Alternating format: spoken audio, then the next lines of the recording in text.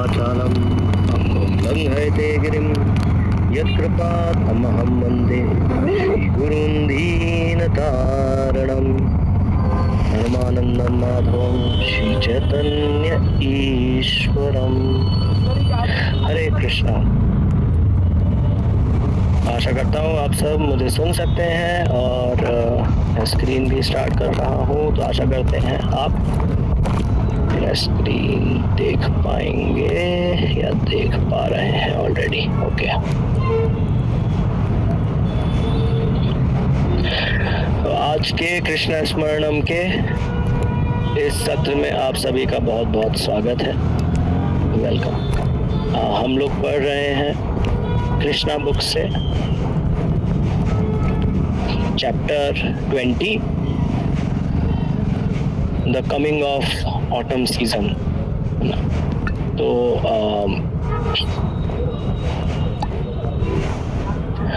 Okay, Hare Krishna. तो I will start, time भी हो चुका है। The autumn season takes away the rolling of dark clouds in the sky as well as the polluted water. Filthy conditions on the ground also become cleansed. Similarly, a person who takes to Krishna consciousness immediately becomes cleansed of all dirty things within and without. Krishna is therefore known as Hari. Hari means he who takes away. Krishna immediately takes away all unclean habits from anyone who takes to Krishna consciousness. The clouds of autumn are white, for they do not carry any water. Similarly, a retired man, being free from all responsibility of family affairs, namely maintaining the home, wife and children, are taking completely to Krishna consciousness, becomes freed from all anxiety and looks as white as clouds in autumn. Sometimes in autumn, the falls come down from the top of the hill to supply clean water, and sometimes they stop. Similarly, sometimes great saintly persons distribute clear knowledge, and sometimes they are silent. The small ponds which were filled with water because of the rainy season gradually dry up in autumn. As for the small aquatics living in the reservoirs, they cannot understand that their ponds are diminishing day by day. Just as the materially engrossed persons cannot understand that their duration of life is being reduced day by day. Such persons are engaged in maintaining cows, property, children, wife, society and friendship. Due to reduced water and scorching heat from the sun in the autumn season, the small creatures living in a small reservoirs of water are very much disturbed. They are exactly like uncontrolled persons who are always unhappy from being unable to enjoy life or maintain their family members. The muddy earth gradually dries up and newly grown fresh vegetation begins to wither. Similarly, for one who has taken to Krishna consciousness, desire for family enjoyment gradually dries up. Hare Krishna. ज्ञानांजनशलाकया चक्षुरुन्मीलितं येन तस्मै श्री गुरुवे नमः। श्रील प्रभुपाद की जय। जय। आइए हम लोग हिंदी का जो ये गूगल ने अनुवाद कर दिया इसको देखेंगे और उसी में चर्चा करेंगे। फिर शरद ऋतु पतझड़। तो अभी तक ये जो चैप्टर था उसमें बात हो रही थी कि बारिश का मौसम आ गया था, और बारिश का मौसम आ गया है तो कैसे बारिश के मौसम में अलग अलग बदलाव आते हैं उनको कंपेयर किया जा रहा था आध्यात्मिक जीवन से। लाइफ ऑफ कृष्णा कॉन्शियसनेस उससे। और फिर इसके पहले वाले पैराग्राफ में ये होने लगा कि अब धीरे धीरे पतझड़ आना शुरू हो गया था और अब पतझड़ को कंपेयर किया जा रहा है। तो थोड़ा सा पहले इस पे बात करेंगे एंड देन इसको एक ओवरऑल भी देखेंगे कि क्योंकि काफ़ी अलग तरह का ये चैप्टर है जिसमें कि we are looking at the changing of monsoons और सीजन्स। तो सीजन्स को देख रहे हैं, ऋतुओं को देख रहे हैं और उनकी डेप्थ में जा रहे हैं और फिर उसको आध्यात्म के पैरेलल से कौन कंपेयर कर रहा है, हम नहीं कर रहे हैं, आचार्य लोग कर रहे हैं। ठीक है, तो शरद ऋतु, आकाश में छाए काले बादलों और प्रदूषित जल, जो जमीन पर प्रदूषित जल है, गंदा पानी है, दोनों को अपने साथ ले जाता है, सूखना शुरू हो जाता है। जमीन पर फैली गंदगी भी साफ हो जाती है। इसी प्रकार जो व्यक्ति कृष्ण चेतना को ग्रहण करता है वह भीतर और बाहर से सभी अशुद्धियों से तुरंत मुक्त हो जाता है। तो यहाँ पे एक प्रश्न आ सकता है कि क्या मैंने कृष्ण चेतना को ग्रहण करा है? हाँ, क्या मैंने कृष्ण चेतना को, कृष्णा भावनामृत को, कृष्णा कॉन्शियसनेस को पूरी तरह से ग्रहण कर लिया है, 100% ग्रहण कर लिया है? तो फिर आंसर हो सकता है, वो लोग जो हम लोग प्रैक्टिस कर रहे हैं, शायद हमारे लिए आंसर हो सकता है कि नहीं। अभी क्या मैं 24/7 सुबह शाम दिन रात भगवान कृष्ण के बारे में सोच पाता हूँ?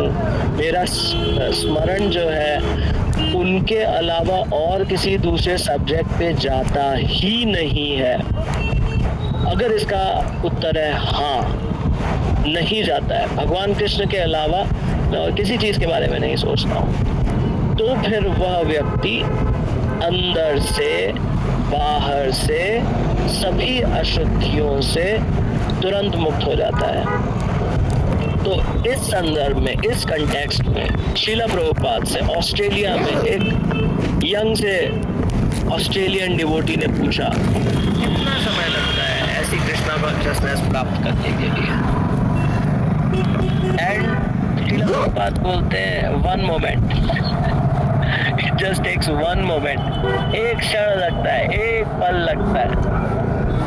और क्या कहते हैं, ऐसे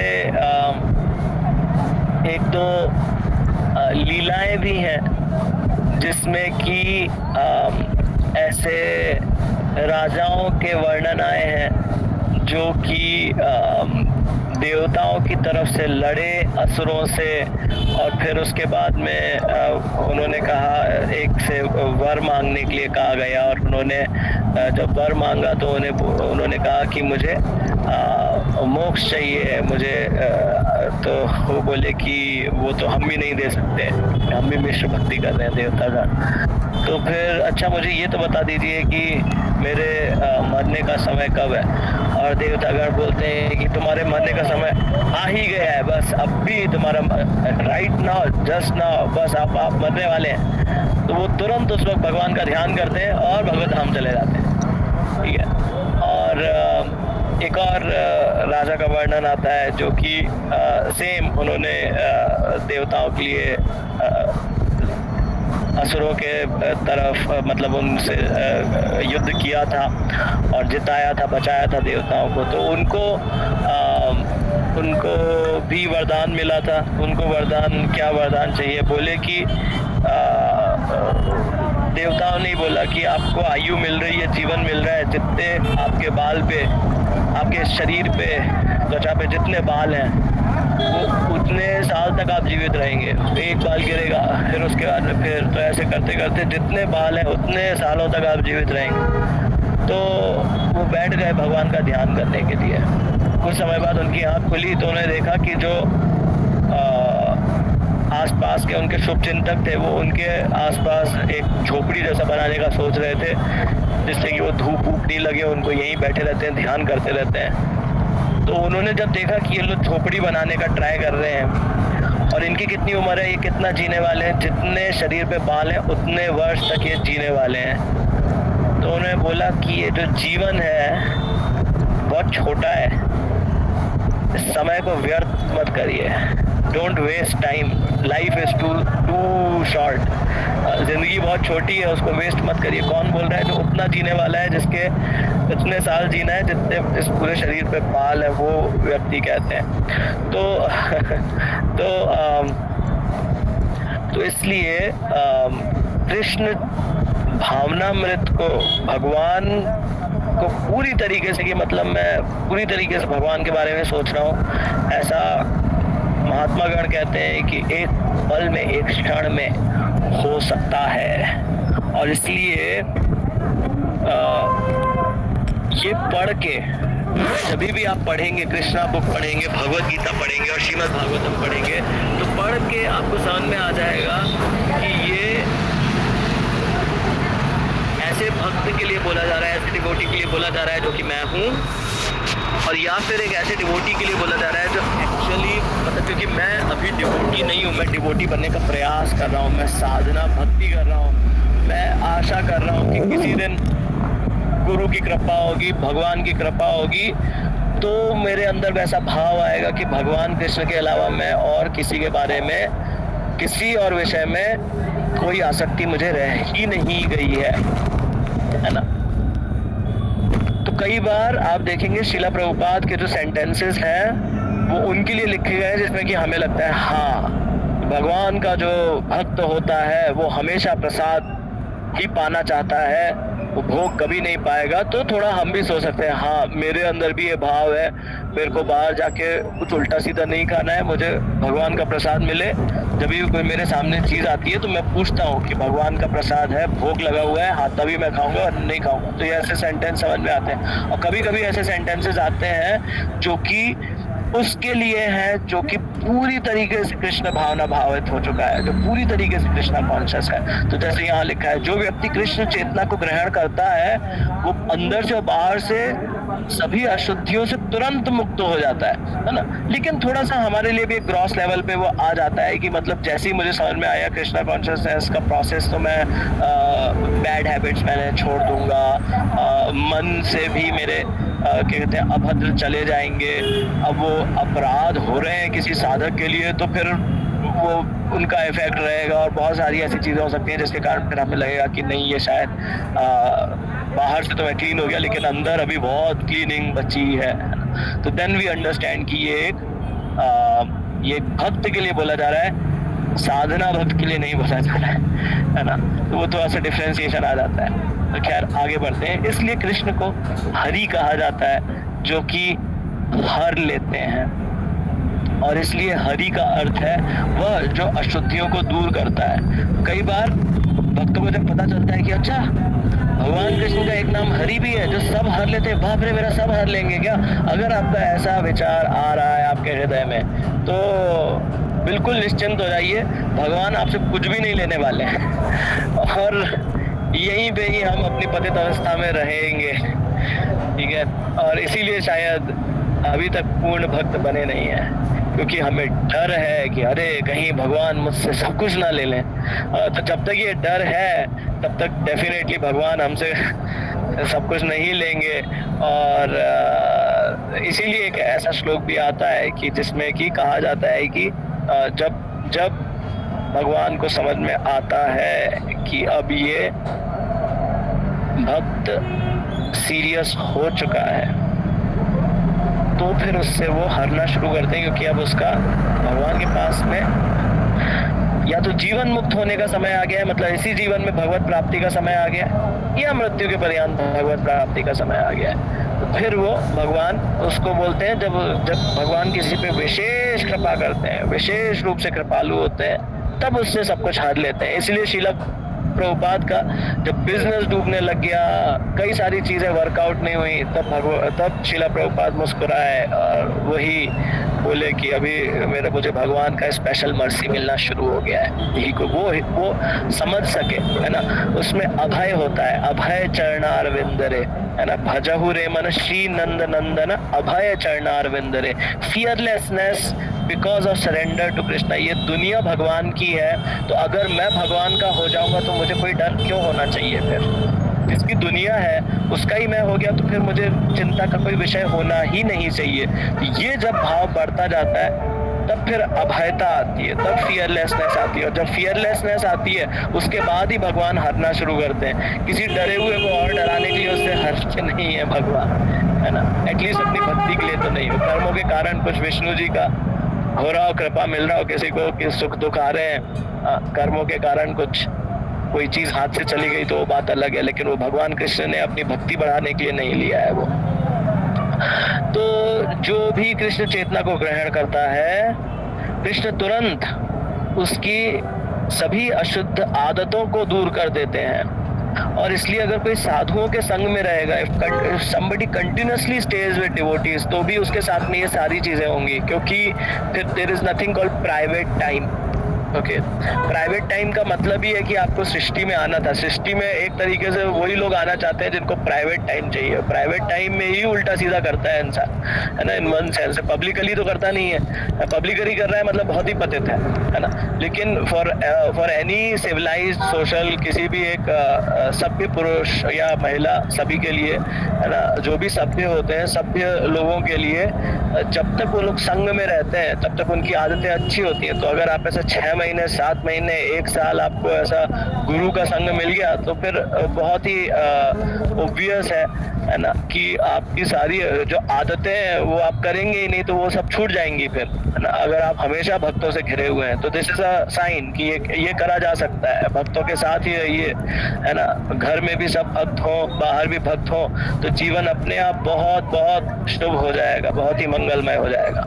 तो शरद ऋतु के बादल सफेद होते हैं क्योंकि उनमें जल नहीं होता। इसी प्रकार एक सेवा निवृत्त व्यक्ति, रिटायर्ड व्यक्ति, पारिवारिक कार्यों अर्थात घर, पत्नी और बच्चों का पालन पोषण की सभी जिम्मेदारियों से मुक्त होकर और पूरी तरीके से कृष्णा कॉन्शियस, कृष्ण भावना भावित होकर सभी चिंताओं से मुक्त हो जाता है और शरद ऋतु के बादलों के समान सफेद दिखाई देता है।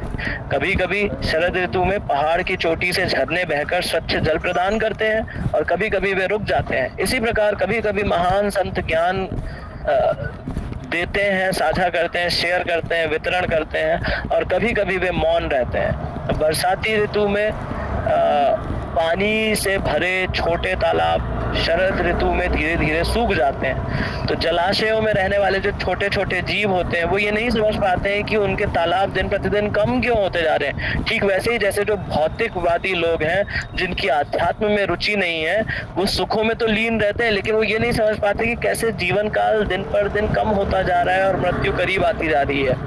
ऐसे लोग गायों, संपत्ति, बच्चों, पत्नी, समाज और मित्रों के पालन पोषण में लगे रहते हैं, है ना। यहाँ पे देखिए संपत्ति के लिए भी गाय का प्रयोग करा गया है, क्योंकि वेदों के हिसाब से धनी वो है जिसके पास में गाय है। पैसा नहीं लिखा गया है, गाय लिखा गया है ना। तो पैसा जो है, पैसा मतलब नोट छपा हुआ नोट है, उसको वेल्थ नहीं काउंट किया जाता है वेदों में, है ना। और उसको देखा भी जा सकता है, जो जिसके पास गाय है वो धनी है ना। दिस इज वैदिक पर्सपेक्टिव। तो शरद ऋतु में पानी की कमी और सूर्य की चिलचिलाती गर्मी के कारण छोटे जलाशयों में रहने वाले जीव अत्यंत व्याकुल हो जाते हैं। वे ठीक वैसे ही अनियंत्रित व्यक्तियों के समान हैं, जो जीवन का आनंद न ले पाने और परिवार का भरण पोषण न कर पाने के कारण सदा दुखी रहते हैं। कीचड़ वाली मिट्टी धीरे धीरे सूख जाती है और नई उगी वनस्पति जो है वो मुरझाने लगती है पतझड़ में। इसी प्रकार कृष्ण चेतना प्राप्त करने वाले व्यक्ति की पारिवारिक सुख की इच्छा धीरे धीरे समाप्त हो जाती है। हरे कृष्णा। तो अभी तक एक और चीज मैं शेयर करना चाहता था, देखेंगे इसको हम लोग और कितना रीड कर पाएंगे, कि अगर आप हमारे आचार्यों का लाइफस्टाइल देखें, ठीक है, उनका जीवन चरित्र देखें, और कई तरह के लाइफस्टाइल्स हो सकते हैं आज की तारीख में, है ना। तो तो जैसे मेन्यू होता है ना, किसी होटल में हम जाते हैं और मेन्यू देखते हैं कि क्या क्या है। गोविंदास जाते हैं तो होटल कहाँ जाते हैं, गोविंदास जाते हैं, गोविंदास में देखते हैं ठीक है पनीर है, नवरत्न कोरमा, ये वो अलग अलग सब्जियां हैं यहाँ पे। तो कोई सी सुन के आपको बहुत अच्छा लगता है, हाँ ये वाला अच्छा है ना।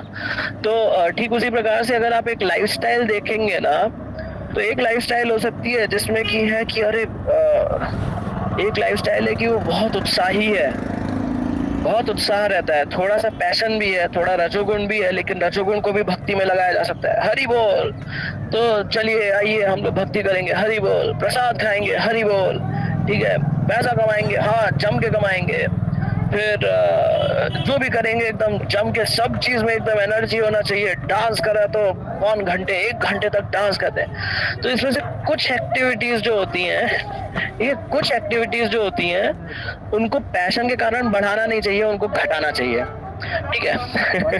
तो जैसे क्योंकि अपन ना तो कृष्ण कॉन्शियसनेस की बात हो रही है, तो क्या क्या घटाना चाहिए। तो पहला है कि प्रसाद जिस तरह का हमारा ये है बिल्ड है, और जैसा हमारा वात पित्त और कफ के हिसाब से क्या शरीर है, उसमें क्या चीज मेरे लिए अच्छी है, ये पता होना is being self aware, self conscious, intelligence की तरफ बढ़ना, है ना। ये ज्यादा स्पिरिचुअल होने में हमें हेल्प करेगा कि कौन सा खाना अच्छा मेरे शरीर पे लगता है, कौन सा नहीं लगता है, ये पता करना बहुत जरूरी है ना। और उसके बाद में उसकी मात्रा कितनी खानी चाहिए। जैसे अभी अगर 5 पांडवों को ही ले लें तो उसमें भीम थे, भीम खाते थे लेकिन उसके बाद में एक तो उनका वो खपत भी उतनी थी। ज्यादातर जो आजकल के 21वीं सदी का जो मनुष्य है, इसमें हमारे साथ में होता ये है कि हम लोग जब छोटे होते हैं तो हमारी फिजिकल एक्टिविटी ज्यादा होती है, और फिर उसके बाद में एक कुछ टाइम के बाद में जब ऑफिस कॉलेज खत्म हो जाता है तो ऑफिस गोअर्स बन जाते हैं। ऑफिस गोअर्स में क्या होता है कि जब तक आप कॉलेज में थे तब तो भाग दौड़ थी, 4-5 रोटी खाते थे। अब उसके बाद में आपकी लाइफस्टाइल तो चेंज हो गई, आप ऑफिस गोअर बन गए, है ना। लेकिन कोई पूछता है कितना खाते, तो वही मैं 5 रोटी खाता हूँ, ठीक है। अच्छा, तो क्या हो रहा है कि आपका जो मेटाबॉलिज्म जो चल रहा था उसका 50% रिडक्शन तो हो गया है कि हाथ पैर चलाना तो कम हो गया है, लेकिन इनपुट ज्यादा है, तो फिर क्या होता है, फैट बनना शुरू होता है। इसलिए ज्यादातर लोग जो हैं वो जब अधेड़ उम्र में आते हैं, 20-25 प्लस होते हैं, तो फिर बॉडी पे फैट पुट ऑन होने लग जाता है, और फिर पेट सारे बीमारियों की जड़ पेट होती है। तो इसलिए कई जगहों पे हमें पैशन लगाना चाहिए, उत्साह लगाना चाहिए, लेकिन प्रसाद में हमें सोचना चाहिए कि हमारी लाइफस्टाइल कैसी जा रही है, और उसके हिसाब से एवरीथिंग इज प्रसाद। जो आपने भगवान को अच्छे से बनाया, सात्विक रूप से बनाया, लेकिन केवल सात्विक इज नॉट वन कैटेगरी। सात्विक में मतलब फौजी भी खा सकता है, और एक ब्राह्मण की बहुत ही सात्विक जीवन जी रहे वो भी खा सकते हैं, और उन लोगों की जो आहार होता है, जो डाइट होती है, वो बहुत अलग अलग हो सकती है ना। तो मैं जानता हूँ ऐसे लोगों को जो कि 60 लीटर दूध भी एक दिन में पी जाते हैं, क्योंकि उनकी वैसी क्या कहते हैं,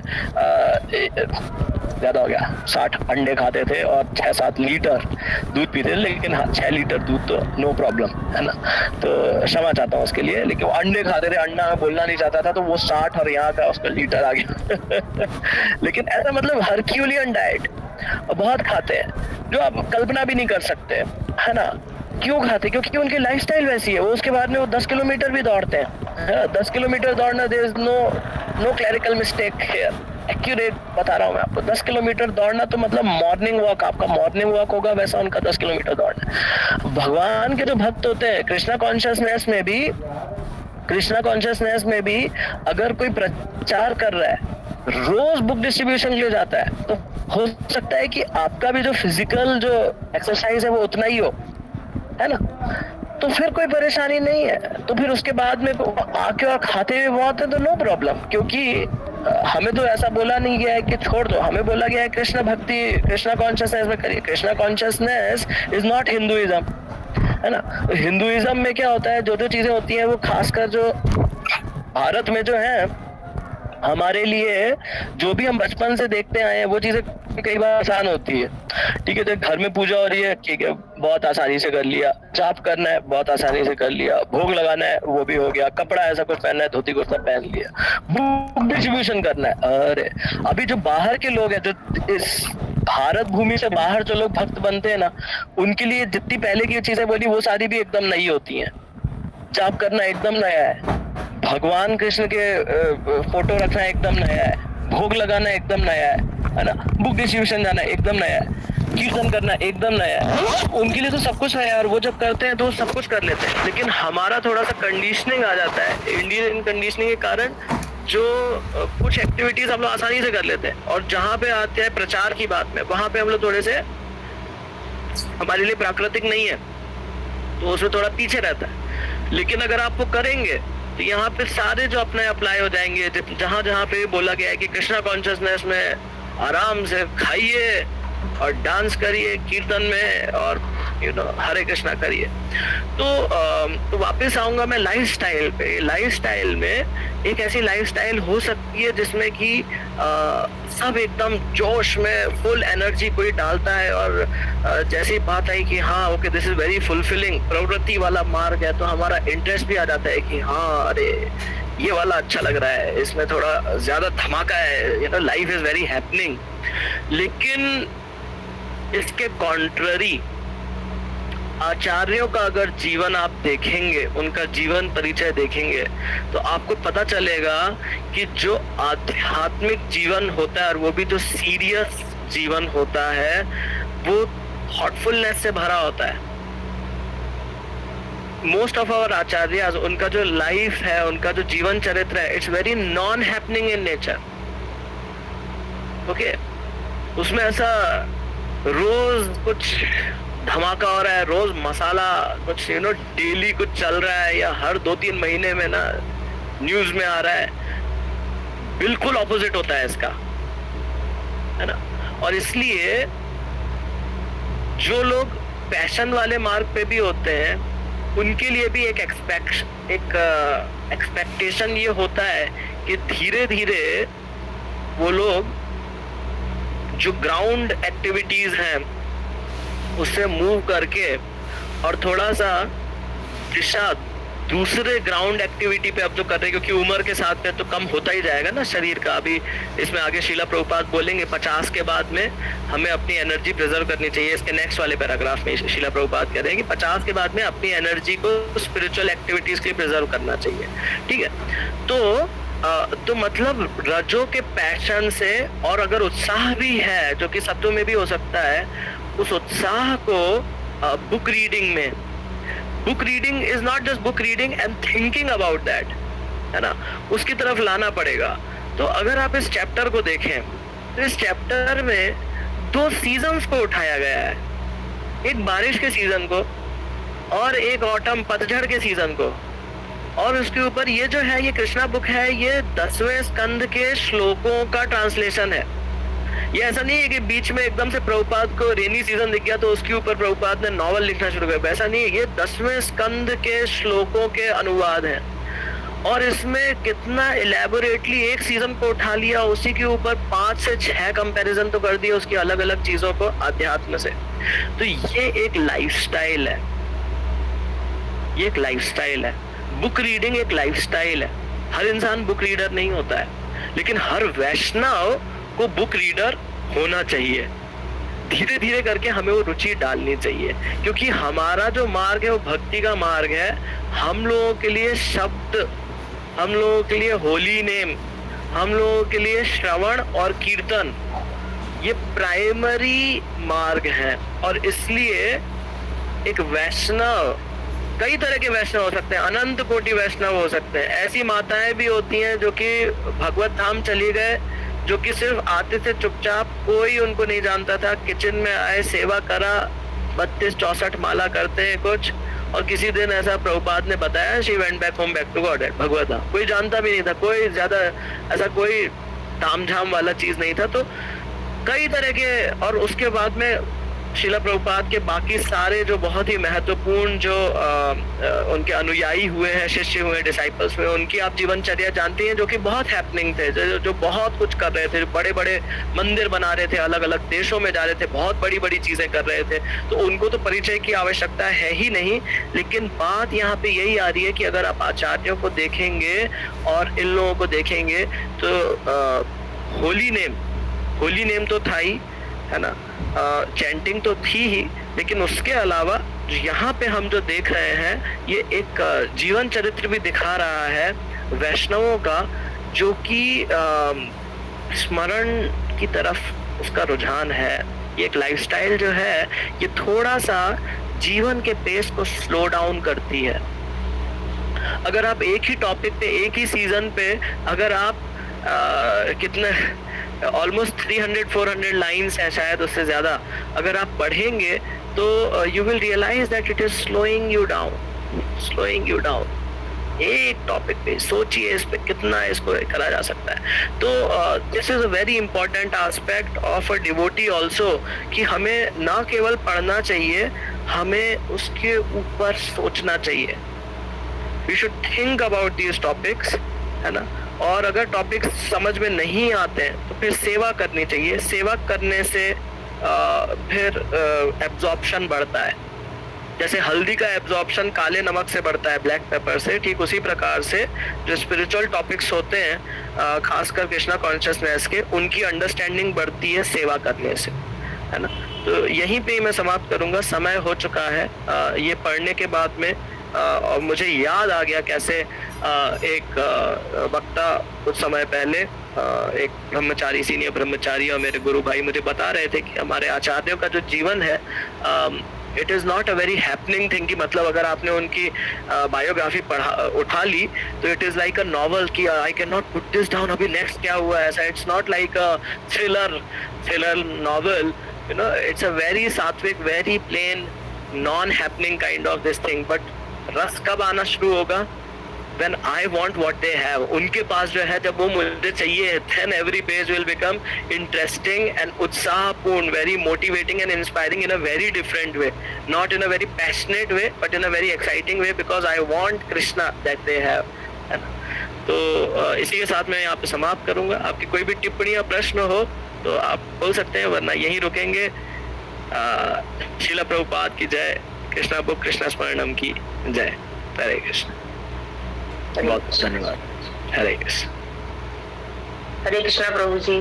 हरे कृष्ण प्रभु। हरे कृष्ण प्रभु। हरे कृष्ण प्रभु। हरे कृष्ण प्रभु जी। हरे कृष्ण।